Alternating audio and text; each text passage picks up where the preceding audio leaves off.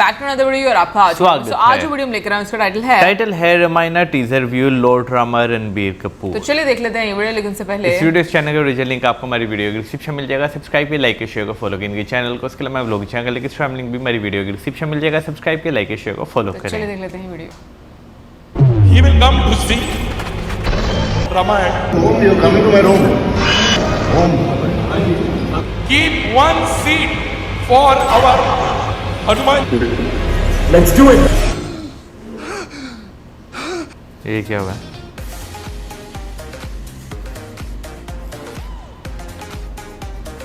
Dance collaboration.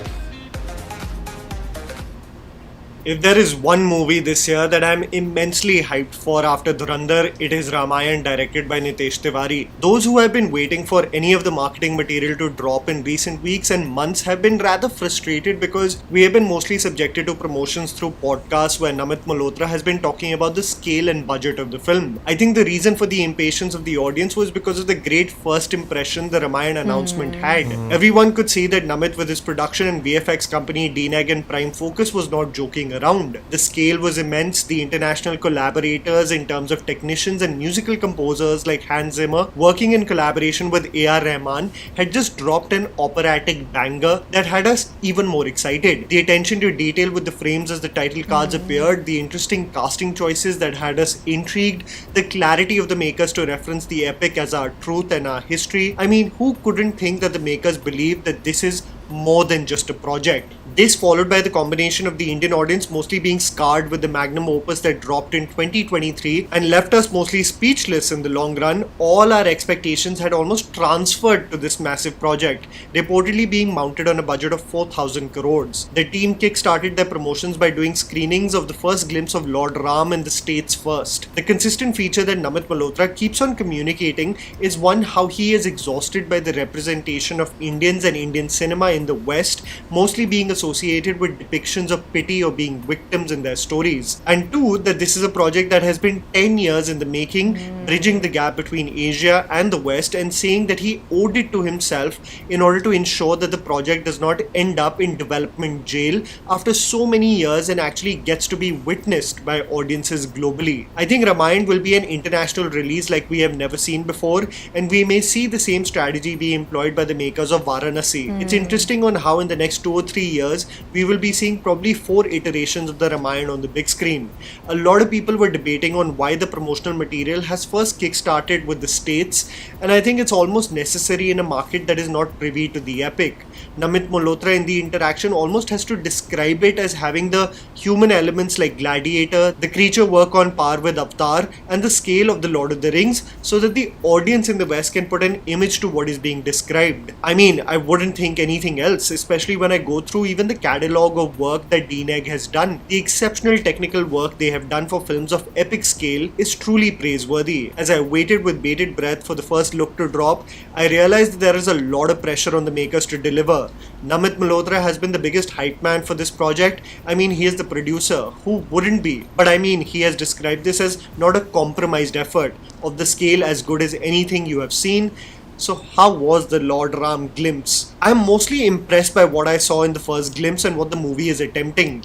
I think let's talk about the glimpse frame by frame because an epic of this scale deserves that. The first frame seems to be from what we will explore in part 2 of Ramayan, where the ultimate war takes place.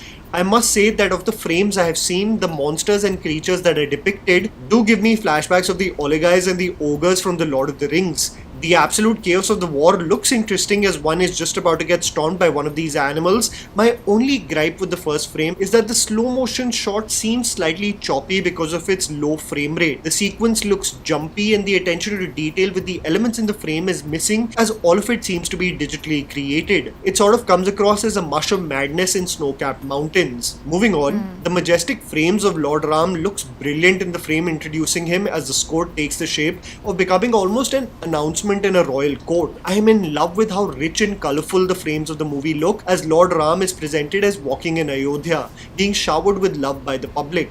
There are so many discussions on how movies these days look extremely damp and grey, almost lifeless, but I love the rich texture the makers have employed, something that should represent Ayodhya anyway. Bright frames, the gold in the crown pops and brings life to the frames, and it can be clearly seen that this sequence represents sets being mounted with limited green screen integration versus every practical element being digitally created. It's very interesting to see what kind of challenges this movie will spring up on Lord Ram as he spends time with Lakshman and Ma Sita in exile. The frame of him eliminating threats in the form of monsters makes me assume that they will have a lot of such integration of beasts and monsters coming in the way of our heroes in the epic. The frame of Lord Ram winning Ma Sita's hand in marriage by lifting, stringing and breaking the divine bow of Lord Shiv during the Swayamvar in Mithila looks absolutely epic. The production design of the royal court as Ram, Lakshman and Sita head towards King Dashrath to seek for his blessings makes me believe that the makers have genuinely left no stone unturned in the attention to detail with its set design. I think life comes full circle in interesting ways as Arun Govil, who has been immortalized for most of us as Lord Ram in the TV series,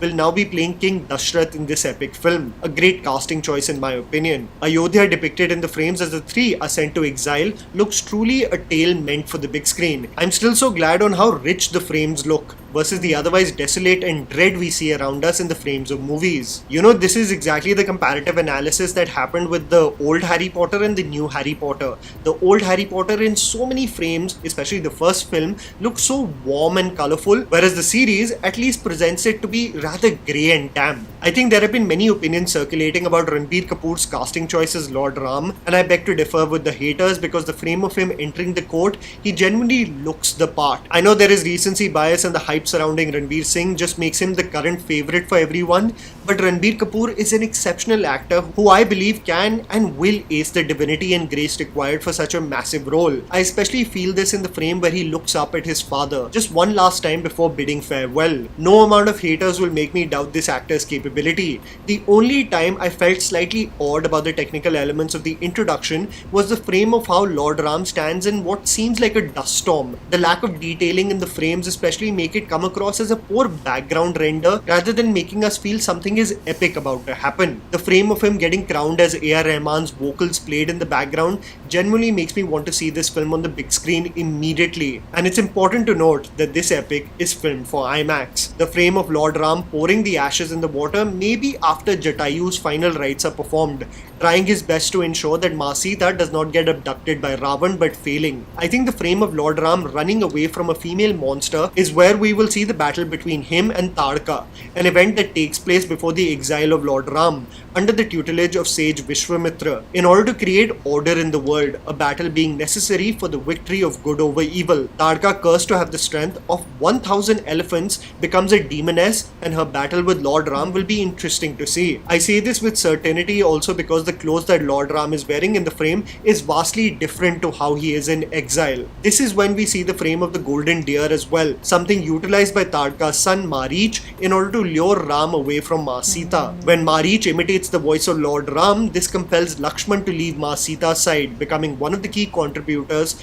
to how Ravan abducts Ma Sita without anyone except Jatayu coming in the way. The frame of Jatayu's last rites being conducted is followed by Lord Ram hearing his voice being whispered, which makes me assume it is King Dashrath's last words before he passed away, noted as having been consumed by guilt for having sent him away for 14 years, with anguish calling out his name before he died. I love the score that kicks in as those parting words are said, as it truly represents the bond between a father compelled to fulfill his promise and a son who simply obeys his duty. What I'm absolutely stoked about is how in the last frame, Ravan's Lanka is actually presented on how it is described in the epic written by Valmiki, a luxurious city constructed of gold, representative of abundant wealth versus the Hotel Transylvania dungeon-like aesthetic Adipurush had employed. This makes me genuinely believe that the makers have their adaptation skills right on point to ensure that this epic is worth the wait for the big screen. I mean, talk about the upgrade of the Pushpak Viman, going from whatever this was to the absolute representation of luxury,